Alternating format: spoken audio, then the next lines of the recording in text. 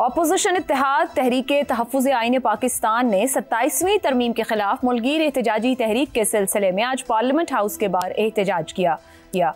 27वीं तरमीम जिसमें इदारों में बड़ी ढांचा जाती तब्दीलियां मुतारिफ करवाई गई हैं, इस पर अपोजिशन जमातों की तरफ से शदीद तनकीद की जा रही है। एहतजाज में तहरीके तहफ़्फ़ुज़ आईन पाकिस्तान के चेयरमैन महमूद खान अचकज़ई, सेनेटर अल्लामा राजा नासिर अब्बास, सलमान अकरम राजा और असद कैसर शामिल थे।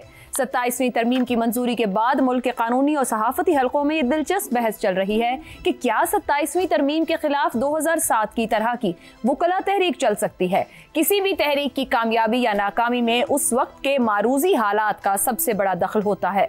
2007 में जब उस वक्त के चीफ जस्टिस इफ्तिखार चौधरी को मुस्ताफी होने पर मजबूर किया गया और उनके खिलाफ रेफरेंस दायर किया गया, तो उस वक्त परवेज मुशर्रफ को इख्तिदार में 8 साल हो चुके थे। उनकी हुकूमत सही मायनों में जमहूरी नहीं थी। मुशर्रफ की दाखिला और खारिजा पॉलिसीज के खिलाफ मुल्क भर में शदीद तहफ़्फ़ुज़ात पाए जाते थे। उस वक्त की तमाम छोटी बड़ी जमातें, पाकिस्तान पीपल्स पार्टी, मुस्लिम लीग नून, पाकिस्तान तहरीक इंसाफ और मजहबी जमातें मुकम्मल तौर पर वुकला तहरीक की हिमायत में उतर आईं। वुकला तहरीक में वुकला की अक्सरियत के साथ साथ मीडिया, सिविल सोसाइटी, दानिश्वर, तालिब इल्म भी इस तहरीक का हिस्सा बन गए। इफ्तिखार चौधरी को पाकिस्तान की बार से जबरदस्त सपोर्ट मिल रही थी। मुल्क भर में इस तहरीक को अदल, इंसाफ और जमहूरियत की बालादस्ती के साथ देखा जा रहा था। उसी साल जुलाई में इफ्तिखार चौधरी की सुप्रीम कोर्ट से बहाली से साबित हो गया कि जजेस की अक्सरियत भी इफ्तिखार चौधरी के साथ है।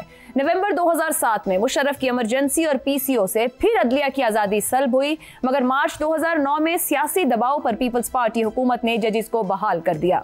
इस तहरीक के मकासद को उस वक्त नुकसान पहुंचने लगा जब अदलिया की तरफ से इंतजामी मामलात में भरपूर मुदाखलत शुरू हो गई। मुंतखब वज़राए आज़मों को अदालती फैसलों से घर भेजने की नज़ीरें बनने लगी। बैनुल-अक़वामी माशी मुआहिदों को कलअदम करार दिया जाने लगा। अपने आप को मजबूत बनाने के लिए दबाव के जरिए 19वीं तरमीम मंजूर करवाई गई।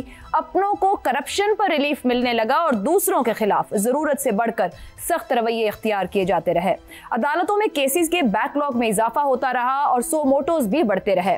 यूं वुकला तहरीक को लीड करने वाले भी कहते पाए गए कि ये वो सहर तो नहीं जिसकी आरजू लेकर चले थे। अब क्या सूरत हाल है? आज मुल्क में सदर और वजीर आजम दोनों मुल्क की बड़ी सियासी जमातों के लीडर्स हैं।